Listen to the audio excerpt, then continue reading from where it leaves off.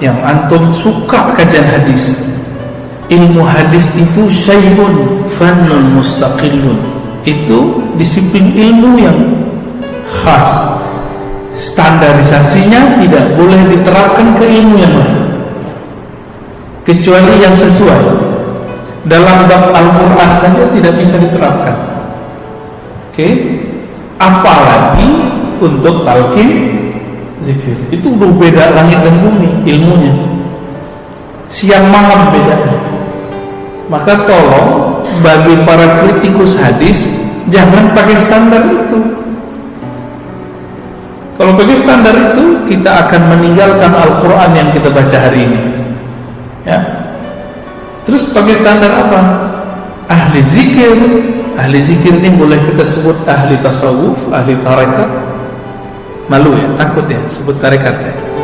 Orang hari ini malu nyebut tasawuf. Ya, masjid ini kayaknya udah insaf. Insya Allah ya. Saya di mana-mana itu dipesenin sama pengurusnya. Di sini enggak ya. Ustaz, jangan sebut-sebut tasawuf, Ustaz. Kenapa? Jamaah sensitif. Loh, jamaah ikut Ustaz ikut jamaah. Bengong pengurusnya. Ya. Kalau antum begitu, kapan jamaah naik pangkat? Ya? Kapan jamaah naik makom? Gitu-gitu aja kan? Ya? Jadi saya menghimbau kepada semua pengurus masjid, kajian tasawuf dijadikan kurikulum. Kalau nggak masjid ramai terus Pak.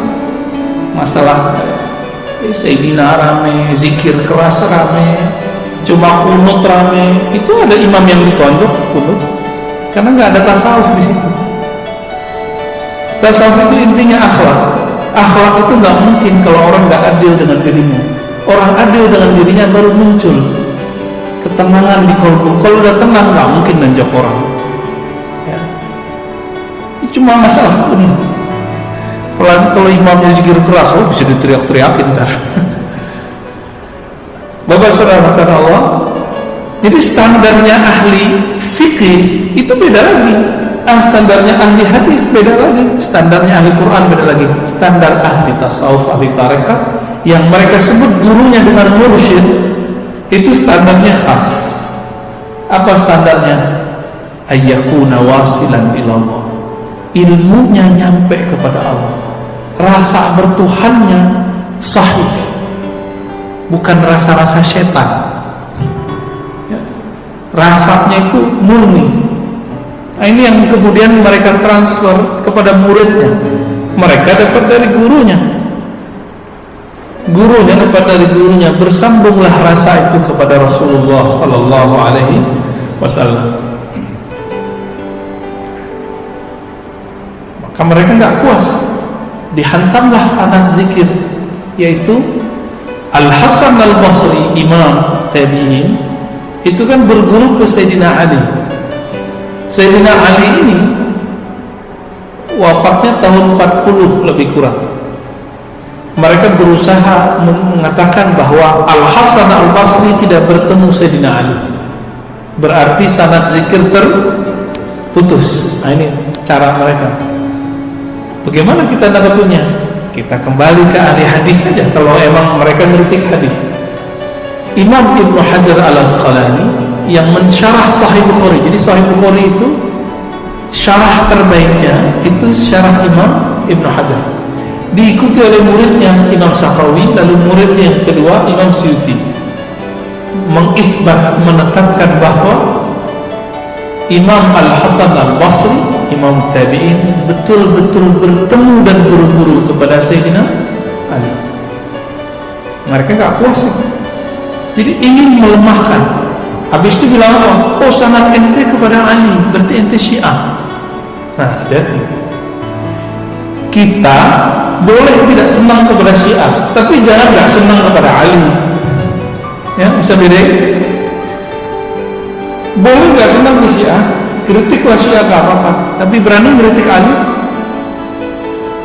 Orang yang disebut Syiah itu pro Ali, anti selain Ali, disebut Rafidah. Rafid itu dia menyerang selain Ali.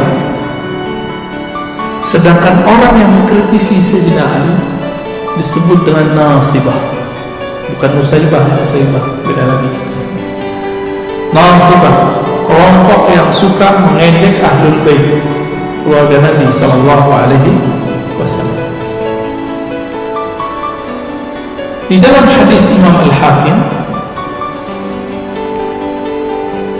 Sayyidina Ali datang kepada Nabi sallallahu alaihi wasallam lalu bertanya, wahai Rasulullah, tunjukkanlah kepadaku aqrabu turuq ila Allah wa ashaluha, jalan pintas menuju Allah yang paling mudah, paling dekat, yang enggak ribet-ribet, enggak perlu pakai suluk 40 hari kan kita tuh. Bayarin suluk 40 hari dah serem aja ya. Ada Pak metode ringkasnya. Kalau suluk 40 hari kan itu thariqah para nabi. Nabi Yunus 40 hari di perut ikan, Nabi Musa 40 hari di Tursina, Nabi Muhammad di Gua Hira 40 hari. Ali bin Abi Thalib mikir, ini kelamaan ini 40 hari ya. Terus gimana? Yang gampang wahai Rasulullah. Apa kata Nabi? Alaika bidmudawamati dzikrillah. Ya, hendaklah engkau mudawamah, konsisten berzikir dalam keadaan sir, ya, sepi ataupun jahar, ya. Kita keraskan, kita lembutkan, ramai ataupun sendiri. Kata Sayyidina Ali, wahai Rasulullah, kalau itu saya juga dah tahu. Ya, kira-kira begitu kalamnya. Saya pengen yang khusus. Maka disuruh duduk. Kamu duduk sini. Apa kata Nabi? Ghammid ainaik. Tapi di hadis Imam Hakim itu ada tambahan tengahnya. La taqumus sa'ah. Tidak terjadi kiamat sampai tidak ada yang membaca Allah, Allah. Enggak ada kiamat kalau masih ada yang baca Allah, Allah. Tapi Dajjal keluar, walaupun ada orang baca Allah, Allah. Ya. Dajjal sama kiamat kan masih jauh, masih jauh. Ya, tapi jauhnya bukan 1 abad, enggak nyampe. Lalu Nabi SAW mengatakan, ghammid ainaik wa qul la ilaha illallah. Pejamkan matamu, lalu bacalah la ilaha illallah. Pejam mata. Maka metode memejamkan mata bukanlah dari Hindu Buddha. Ya. Ini ada yang nggak ngerti hadis ini, dikira nggak boleh memejamkan mata. Kenapa? Tasyabuh bil Buddhiyin, menyerupai orang Buddha, menyerupai orang Hindu, nggak nyambung. Ya. Kebetulan kita sama-sama memejamkan mata, mereka memejamkan mata, itu urusan mereka, urusan kita hadis ini. Ya. Berdasarkan hadis ini, kita ringkas saja cerita hadisnya. Ulama kita kemudian meriwayatkannya sebagaimana Sayyidina Ali mendapatkannya, menirukan model yang ada di situ. Menirukan ini disebut dengan hadis musalsal bizikrillah atau musalsal bitalqin.